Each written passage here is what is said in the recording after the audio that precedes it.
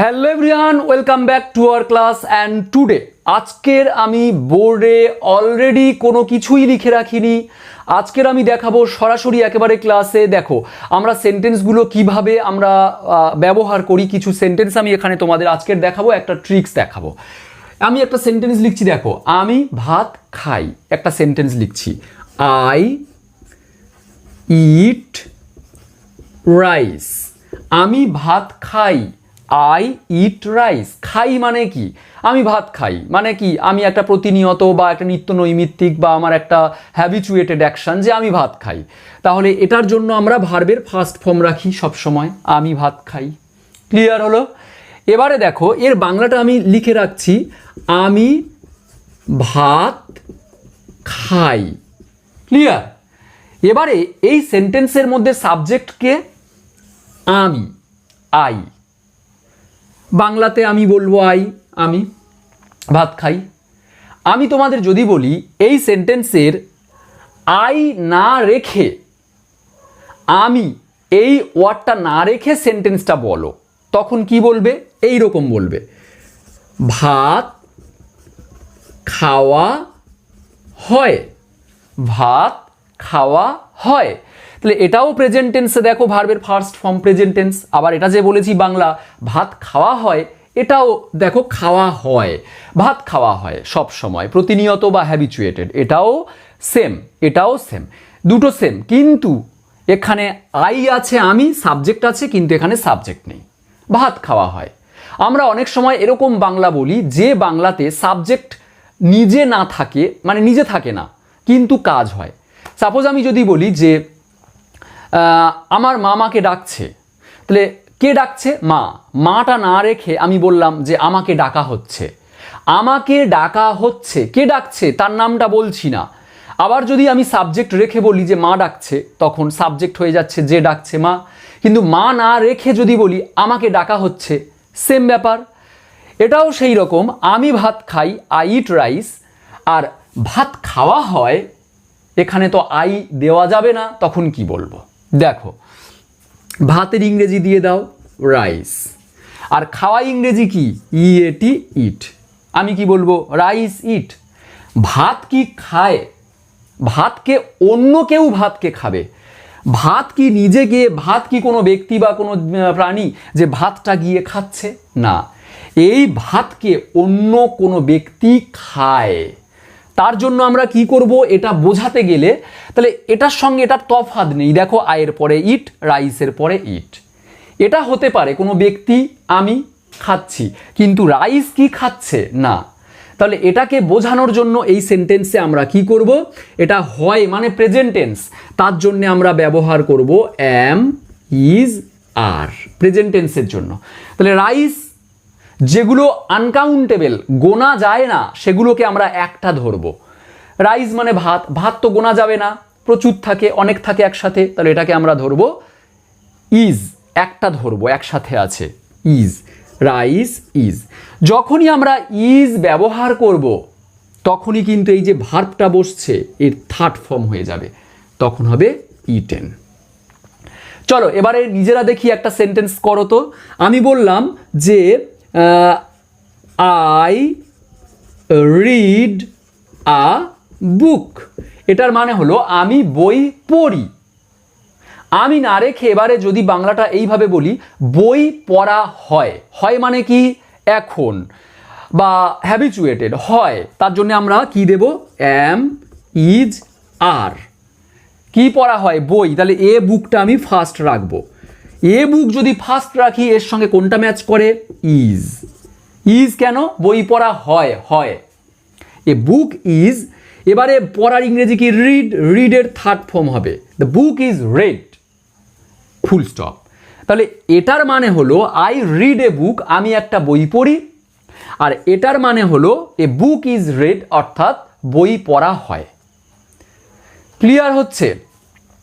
দেখো আমি এখানে দুটো সেন্টেন্স বলে দিয়েছি, আরো একটা দরকার হলে আরো একটা সেন্টেন্স বলছি। দেখো এবারে হ্যাঁ, আর যেটা বলার কথা বলছি, দেখো এ বুক ইজ রেড, আমি এটা বাই মি, এটা বলতে পারি, নাও বলতে পারি। যদি বলতে চাও বলতে পারো, উজ্জ থাকতে পারে, আবার বলতে পারো। এ বুক ইজ রেড মানে হলো বই পড়া হয়, বাই মি আমার দ্বারায়। তাহলে আমি এখানে বাই মিটা রাখবো না, তাও হবে যে এ বুক ইজ রেড, বই পড়া হয়। আবার যদি বলতে চাই আমার দ্বারা বই পড়া হয়, a book is read by me, আমার দ্বারাই বই পড়া হয়। এটা আমরা কেমন বাংলাটা শোনাচ্ছে, বাংলা ঠিক বলা কিন্তু কেমন শোনাচ্ছে আমরা বলি না। আমি যদি আমার দ্বারাই বই পড়া হয় এটা বলতে যাই, তাহলে কেন আমরা এটা বলবো? আমরা ইজি করে বলবো আমি বই পড়ি, আই রেড এ বুক। এবার যদি ঘুরিয়ে বলি বই পড়া হয়, তখন আমরা এটা বলতে পারি এ বুক ইজ রেড, বলতে বাধ্য, কারণ এখানে সাবজেক্ট নেই। বই পড়া হয়, বই পড়া হয়, কে পড়ছে নেই, তখন এইটা বলতে বাধ্য। কিন্তু যদি বলি আমার দ্বারাই বই পড়া হয়, তখন বাই মি বলতে হচ্ছে। তাহলে আমি কেন কষ্ট করে বাংলা বলতে যাবো এই রকম যে আমার দ্বারাই বই পড়া হয়? দরকার নেই আমাকে এটা বলার, আমি তখন এটা বলবো I red A book. We play cricket, we play cricket মানে কি? আমরা ক্রিকেট খেলি, হ্যাবিচুয়েটেড, খেলি আমরা। তাহলে এটা হলো ভার্বের ফার্স্ট ফর্ম। ওকে, তাহলে আমরা, এটার মানে হলো উই প্লে ক্রিকেট মানে আমরা ক্রিকেট খেলি, সাবজেক্ট কে? আমরা। এবারে আমি যদি বলি আমাদের দ্বারাই ক্রিকেট খেলা হয়, আমরা কিন্তু এরকম বাংলা বলি না, বললে হবে হয়, কিন্তু এরকম বাংলা আমরা বলি না, আমাদের দ্বারাই ক্রিকেট খেলা হয় এটা বলি না। তাহলে এই রকম বাংলা না বলে আমরা সরাসরি তো বলতেই পারবো যে উই প্লে ক্রিকেট, আমরা ক্রিকেট খেলি, এটাই কারেক্ট। এবারে যদি আমরা বলি ক্রিকেট খেলা হয়, কে খেলছে তার কথাটা বললাম না, ক্রিকেট খেলা হয়, হয় ইংরেজি দিয়ে দাও ইজ। কি খেলা হয়? Cricket, CRICKET। এখানে ক্রিকেট খেলা হয়, ক্রিকেট একটা সিঙ্গুলার, একটা ধরা হচ্ছে, তার জন্য ইজ দিয়েছি। এখানে যদি প্লুরাল কিছু হয় তখন আমরা আর দেব।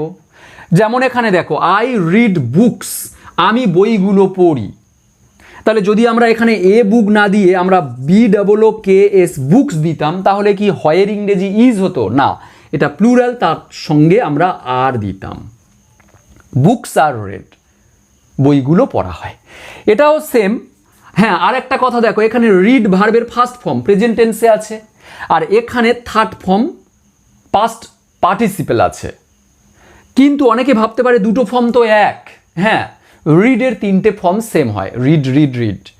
আবার রিডের second and third form RED read, এটাও হতে পারে, second form and third form read হতে পারে। আমরা এটা ইউজ করি বেশি। ওকে, এনিওয়ে, ক্রিকেট খেলা হয়, তাহলে ক্রিকেট হয় ইজ। এবারে খেলা ইংরেজি প্লে দিয়ে দাও, প্লের ক নম্বর ফর্ম হবে? থার্ড ফর্ম, প্লের সাথে ED দিয়ে থার্ড ফর্ম করে দিয়েছি, ক্রিকেট ইজ প্লেড। এটার মানে হলো ক্রিকেট খেলা হয়, ক্রিকেট খেলা হয়, কে খেলছে বলিনি। আবার আমি যদি বলি আমাদের দ্বারাই ক্রিকেট খেলা হয়, সেটা বলতে পারো বাই, আমাদের দ্বারা, বাই আস। অনেকে ভাবছে আমাদের ইংরেজি প্রথমে লিখেছি উই, আর এখানে কেন আস হলো? দেখো, যখন আমরা সাবজেক্ট হিসেবে প্রথমে বসাবো তখন আমাদের ইংরেজি উই, আর যখন আমরা অবজেক্ট হিসেবে বসাবো শেষে তখন হবে আস। আমরা ইংরেজি উই সাবজেক্ট হিসেবে বসে, আর আসও আমরা যেটা অবজেক্ট হিসেবে মানে ভার্বের পরে বসে। তাহলে আজকের টপিকে আমরা একটা সিম্পল প্রেজেন্ট টেন্সের ওপরে একটা দুটো টাইপ সেন্টেন্স দেখালাম। একটা সেন্টেন্সে সাবজেক্ট আছে, একটা সেন্টেন্সে সাবজেক্ট নেই, উহ্য আছে, উহ্য আছে যেটা সাবজেক্ট অবজেক্ট হিসেবে শেষে ইউজ করতে পারি। তো এই ধরনের যখন যেটা আমাদের যদি সাবজেক্ট প্রথমে থাকে, সাবজেক্ট দাঁড়িয়ে থেকে সিম্পল প্রেজেন্ট টেন্সে কাজ হচ্ছে, তখন সেই ধরনের বাংলা সেন্টেন্স বা ইংরেজিগুলো আমরা বলি অ্যাক্টিভ ভয়েস। অ্যাক্টিভ মানে কি? সক্রিয়, সাবজেক্ট প্রথমে থেকে কাজ করে। আর এটা দেখো, আমি টিভি দেখি, তাহলে সাবজেক্ট আমি আছে, কিন্তু পরেরটা দেখো টিভি দেখা হয়, সাবজেক্ট নেই কিন্তু। তাহলে এখানে টিভি দেখা হয় নিশ্চয়ই কারোর দ্বারায় হয়, কার দ্বারায় হয় সেটা আমি বলিনি। তাহলে আমরা এটাও বলবো অ্যাক্টিভ। আর টিভি দেখা হয়, কোনো ব্যক্তি নেই, ব্যক্তি উহ্য আছে, নিশ্চয়ই কারোর হয় দ্বারায় দেখা, তো টিভি দেখা হয়, আমরা এটাকে বলবো প্যাসিভ, PASSIV। আমরা এটাকে ভয়েস চেঞ্জ বলি। আমি ভয়েস চেঞ্জ শেখানোর জন্য বা বললে তোমরা হয়তো ভয় পেয়ে যাবে যে এত দিন ভয়েস চেঞ্জ করে আসছি, আমরা শিখতে পাচ্ছি না, এই ক্লাসে আমরা কিভাবে শিখব। সেই জন্য আমি তোমাদের প্রথমে শুরু করিনি ভয়েস চেঞ্জ কথাটা বলে। তবে ভয়েস চেঞ্জ আমরা শিখব এই কারণে, যখন সাবজেক্ট নিজে দাঁড়িয়ে থেকে কিছু করে তখন বলবো অ্যাক্টিভ। ওকে, আর যখন সাবজেক্ট থাকে কিন্তু উহ্য, কাজ হয়, কাজ করা হয়, তখন হবে প্যাসিভ। যেমন এই দুটো। এটা দেখো গান গাওয়া হয়, এটা অ্যাক্টিভ না প্যাসিভ? গান গাওয়া হয়, কে গায়? সে নেই, তাহলে এটাকে বলবো আমরা প্যাসিভ। আর সাবজেক্ট নেই, তাহলে গান দিয়ে শুরু হবে, গান, তারপরে হয় বলেছে, দেখো নিয়ম, আমরা গান গাই, এখানে আবার আছে আমরা, সাবজেক্ট বলে দিয়েছে, আমরা গাই গান, এটা লিখবো। কাজটি করা হয়, কে কাজ করে? সে নেই, তাহলে এটা হবে প্যাসিভ। আমরা গান গাই, এটা হবে অ্যাক্টিভ, সাবজেক্ট প্রথমে আছে। আমি কাজটি করি, কে করে? আমি, সাবজেক্ট আছে, তাহলে এটা হবে অ্যাক্টিভ। তাহলে আমরা আগের একটু ভিডিওটা স্কিপ করে চলে যাই, সেখানে আমরা দেখে নিই যারা একটু কনফিউশনে আছো। আর এই সেন্টেন্সগুলো তোমরা মেক করে জানাও, আর নিজের মতো কোনো সেন্টেন্স যদি মেক করতে পারো তাহলে আরও ভালো হবে, আমি রিপ্লাই করব। ওকে, সো আজ এই পর্যন্ত। নেক্সট ক্লাসে আবারও দেখা হবে নতুন টপিক নিয়ে। আর হ্যাঁ, কেমন লাগলো অবশ্যই let me know. Till then live. Okay, bye by.